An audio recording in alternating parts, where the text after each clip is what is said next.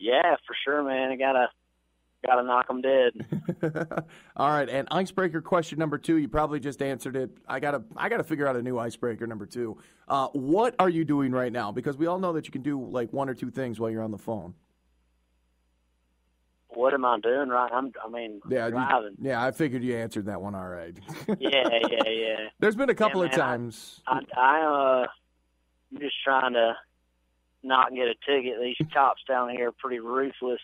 They like to give you tickets for all sorts of crazy stuff I ain't even never heard of.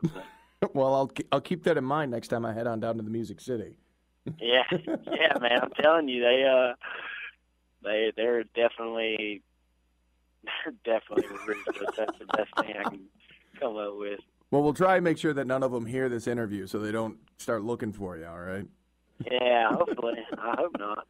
All right. Well, JJ, again, you're a young cat. You're 19 years old, and basically music, I'm guessing, is not the family business, is it? No, man, music is not the family business. My mom actually went to music school, and that's kind of how my musical background starts out.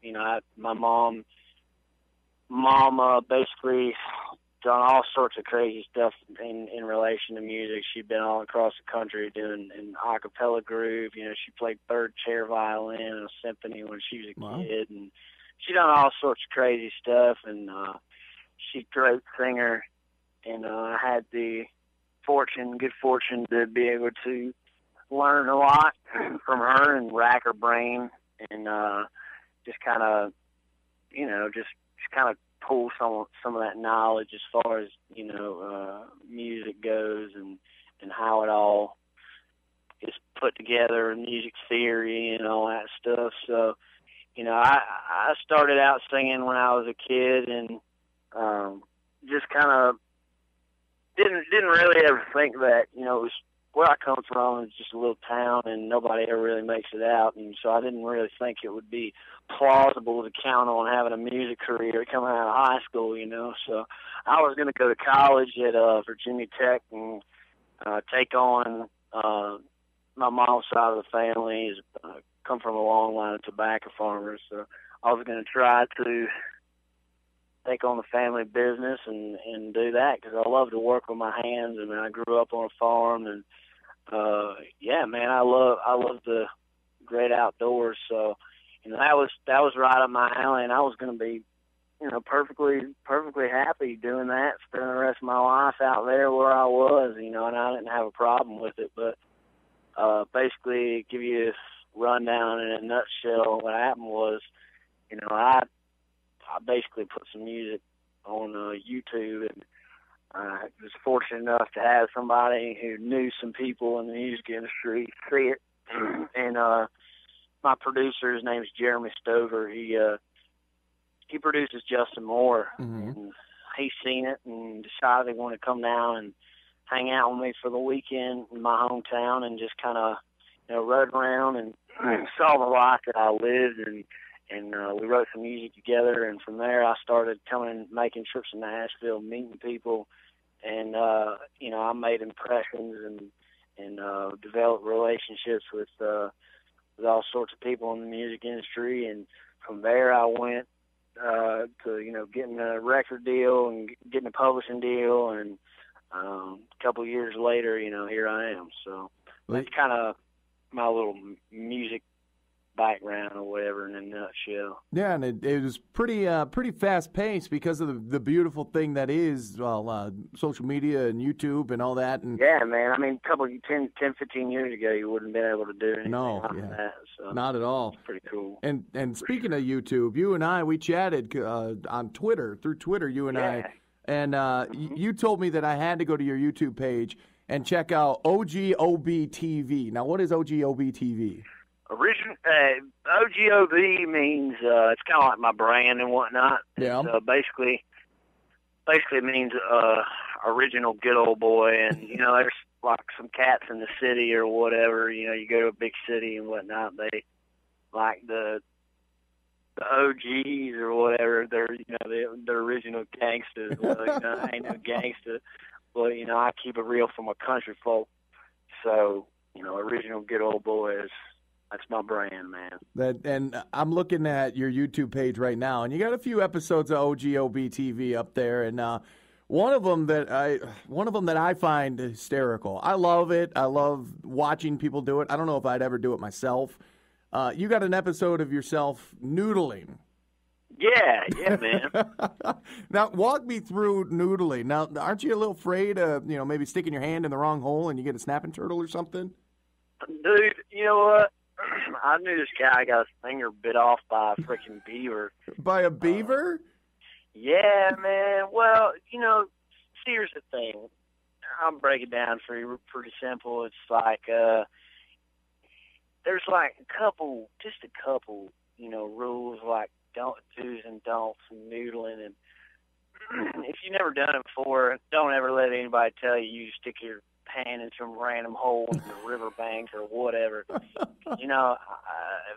Things, if there's a hole and it can have air in it, like i.e., the side of a riverbank or whatever. Yeah. Something that breathes air can crawl up in there and be in there, whether it's a snake or a freaking, a beaver or snapping turtle, whatever. If it can breathe and it's, got an air pocket in that hole, then you don't want to stick your hand in there. Yeah, that'd probably be a bad time in the river. Yeah, that makes sense. Yeah, it would be not a good thing for sure. But we stick our hands down in holes that are like, completely full of water. So, there's only a couple things that can be in there. Basically, we just take like a little small PVC pipe and run it down in there. And basically, you stick it down in there, you can feel them bump it. They hit it with their head, run their, right, like snap at it or whatever, So you know when you got one down there in the hole, and then it's just a matter of, going under there, holding your breath, and sticking your hand around this dark hole that you have absolutely, if you've never done it before, you got absolutely no idea what's about to happen.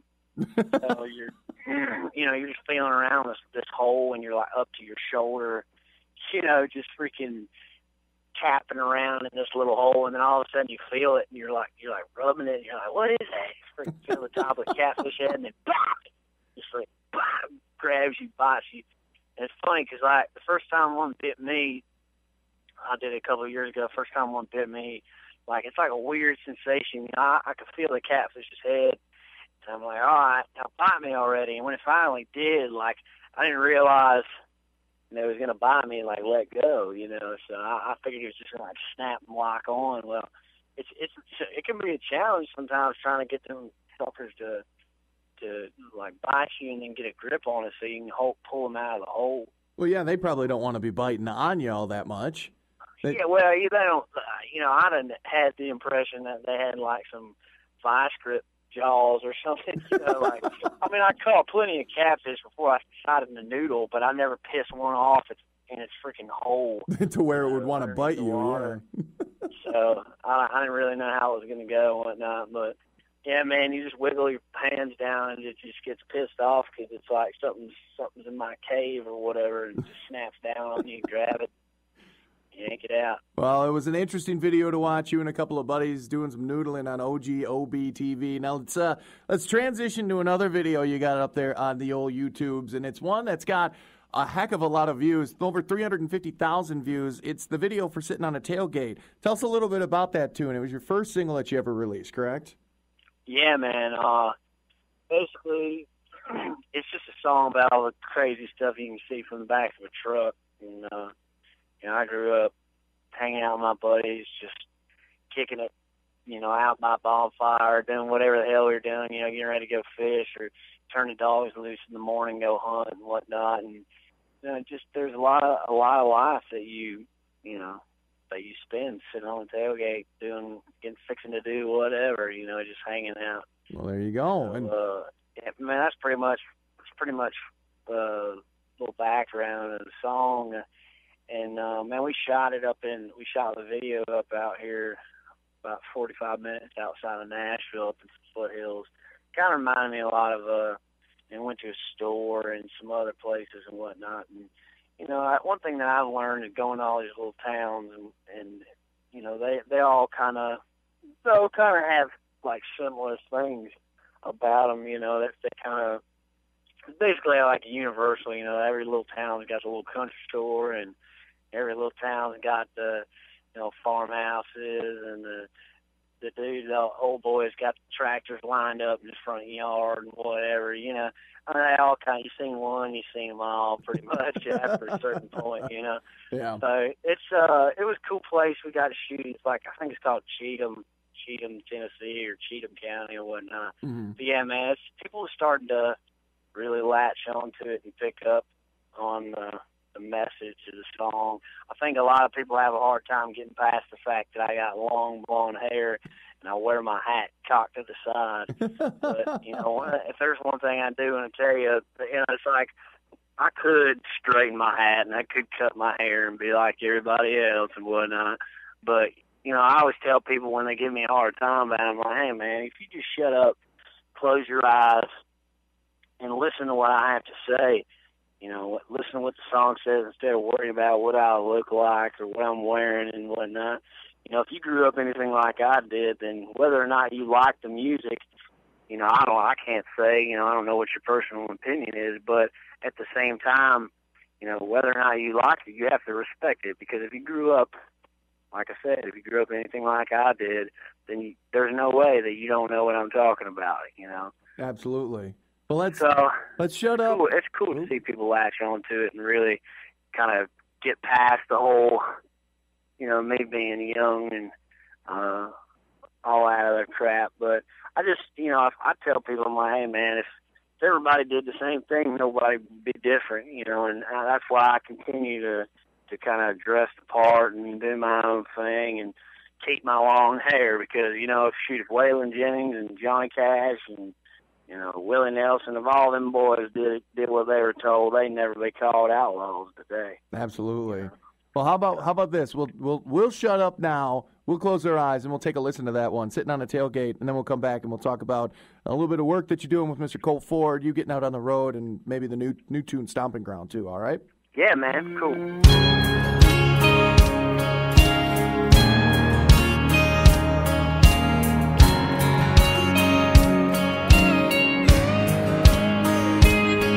When them city boys cross the county line, we circle the trucks, cut on the lights. Man, I've seen some good fights. Sitting on a tailgate, me and my daddy waiting on the sun. Double all buckshot in my gun, black and tan hound dog get you in the run. Sitting on a tailgate, drop it down, jump on up. The things you can see from the back of a truck, a front row seat to life and love at a small town place. Hey, if you're looking for me, I can be found with these old boots a few feet off the ground. Sitting on a tailgate,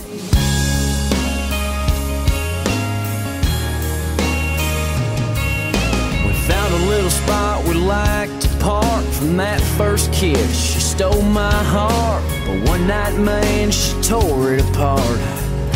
Sitting on a tailgate, I've sung my share of old Hank songs, even wrote a few of my own.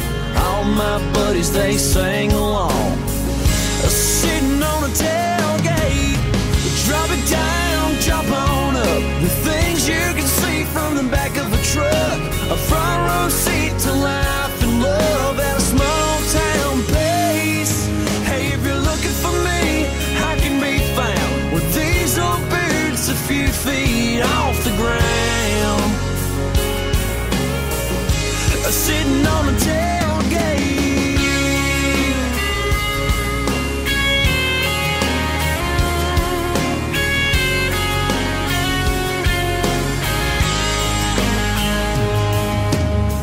Drop it down, jump on up. The things you can see from the back of a truck. A front row seat to life and love at a small town pace. Hey, if you're looking for me,